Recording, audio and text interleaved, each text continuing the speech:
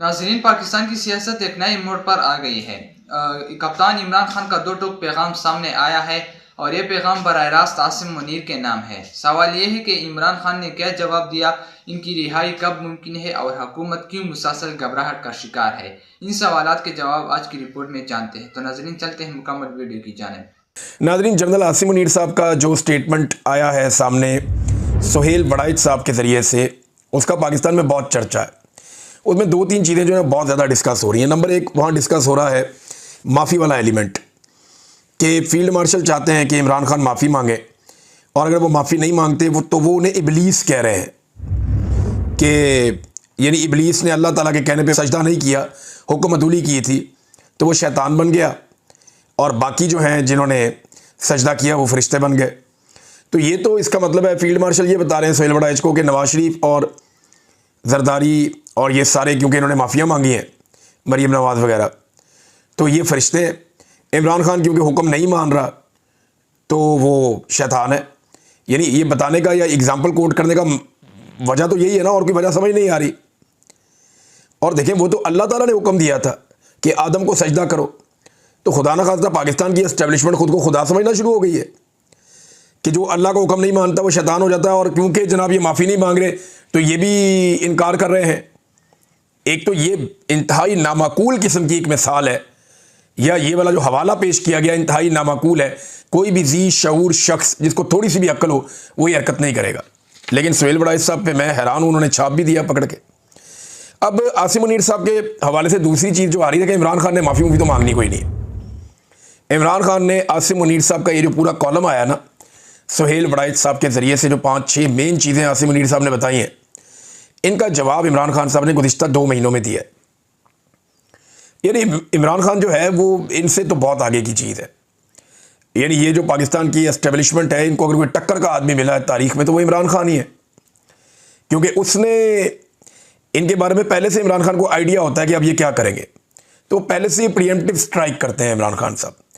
यानी पहले से ही वो चीज़ों का बंदोबस्त करते हैं। गुज़िश्ता 2 महीनों में इमरान खान साहब ने जो कुछ कहा वो जवाब है। ये जो आसिम मुनीर साहब ने कॉलम लिखवाया सुहेल वड़ाइच साहब से, उसका जवाब इमरान खान साहब पहले दे चुके हैं।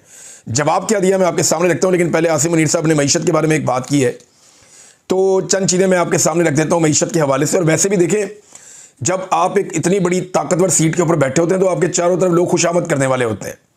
कोई आपकी शक्ल की तारीफ़ करता है, कोई आपके जिस्म की तारीफ़ करता है, कोई आपकी जहानत की तारीफ़ करता है, कोई आपकी ताकत की तारीफ़ करता है, कोई किसी चीज़ की तारीफ़ करता है, कोई आपके इल्म की तारीफ़ करता है, कोई आपके किरदार की और शख्सियत की तारीफ़ करता है। तो आप खुद पसंदी का शिकार हो जाते हैं और आपको लगता है कि सारे मसाइल का हल आप ही के पास है। जनरल याया का एक स्टेटमेंट मैं आपको पढ़ के सुनाता हूँ, बड़ा वायरल हो गया आजकल। जनरल याया ने 1971 में एक स्टेटमेंट दिया था, पाकिस्तान टूटने से पहले, जब पाकिस्तान दो लख्त हुआ और 90,000 से ज़ायद पाकिस्तानी फ़ौजी वहाँ पे चले गए भारत की कैद में, उन्होंने हथियार फेंक दिया और वो कैदी बना लिए गए। तो उससे पहले जनरल याया का स्टेटमेंट ज़रा आप सुने। मैं एक सिपाही हूँ, सियासतदान नहीं। मैं इस ओहदे से चिमटे रहना नहीं चाहता। जिस लम्हे मुझे महसूस हुआ कि मैं अपने लोगों से कट गया हूँ, मुझे मुस्ताफ़ी हो जाना चाहिए। मुझे मशरक़ी पाकिस्तान अपनी हथेली की तरह मालूम है। वाह, जैसे मेरी मुट्ठी में कोई चीज़ है या मेरी हथेली में कोई चीज़ है, ऐसे मुझे मालूम है मशरक़ी पाकिस्तान। और उसी साल जब वो ये क्लेम कर रहे थे, कुछ अरसे के बाद मशरक़ी पाकिस्तान पाकिस्तान से अलग हो गया। ये जनरल याया खान और उनका कॉन्फिडेंस था, उन्हें भी ऐसे ही लोगों ने घेरा हुआ था।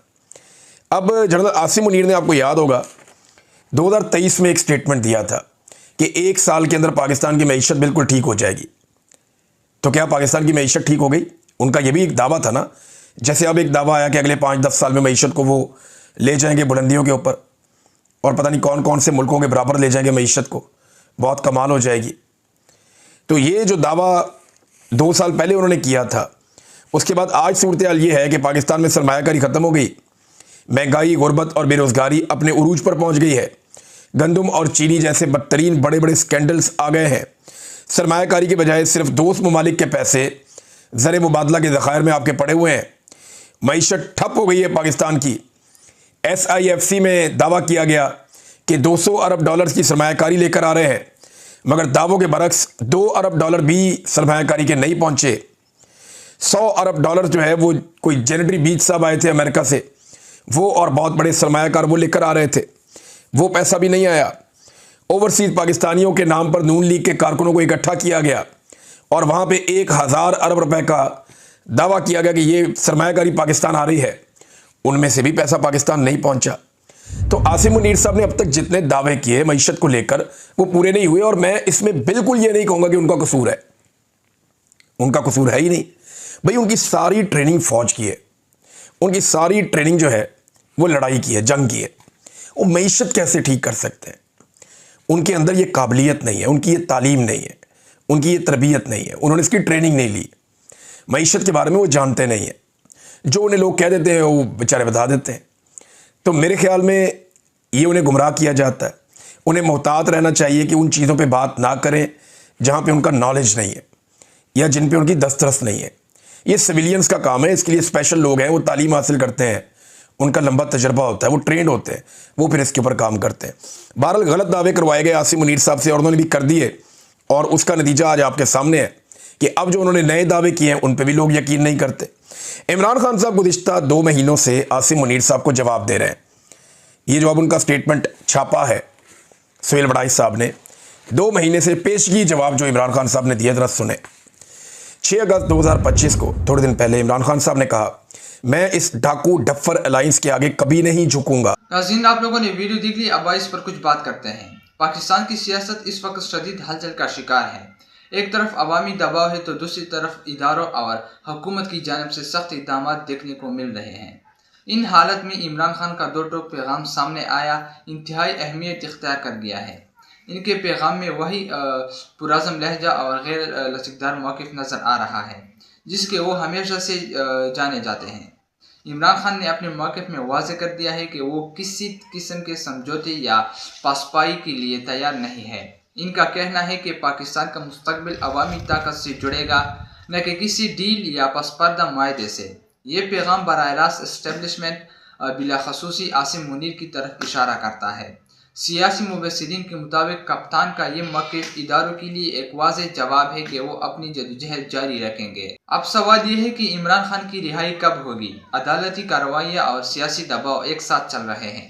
एक तरफ अवाम ये मुतालबा कर रहे हैं कि कप्तान को रिहा किया जाए, दूसरी तरफ हुकूमत और इदारे तज़ब्ज़ब का शिकार हैं। हर गुजरते दिन के साथ अवामी दबाव बढ़ रहा है, जिसकी वजह से हुकूमत की घबराहट भी अरूज पर पहुँच गई है। हुकूमत की जानिब से बार बार बयानात, नई केसेस और गिरफ्तारियों की कोशिशें इस बात का सबूत है कि मौजूदा निज़ाम इमरान खान की मकबूलियत के सामने कमज़ोर दिखाई दे रहा है। ये घबराहट सड़कों पर भी नज़र आ रही है, जहाँ जलसों, रैलियों और एहतजाज में अवामी शमूलियत बढ़ती जा रही है। सियासी तजज़ियाकारों का कहना है कि अगर इमरान खान जल्द रिहा होते तो पाकिस्तान की सियासी मंजरनामे में एक बड़ा झटका लग सकता है। हुकूमत के लिए ये सबसे बड़ा चैलेंज होगा कि वो अवामी दबाव के सामने किस तरह खड़ी रहती है। इमरान खान का 2 टोक पैगाम सिर्फ एक बयान नहीं बल्कि ये अवाम की दिलों की आवाज़ भी है। इनके हामियों का यकीन है कि वो जल्द या बदील कप्तान रिहा होंगे और पाकिस्तान में एक नया सियासी बाब शुरू होगा। तो नाज़रीन, ये थी हमारी आज की वीडियो। अगर वीडियो पसंद आए तो वीडियो को लाइक करें और इस चैनल को भी सब्सक्राइब करें ताकि आपको आइंदा भी के मज़ीद अपडेट्स मिलती रहे।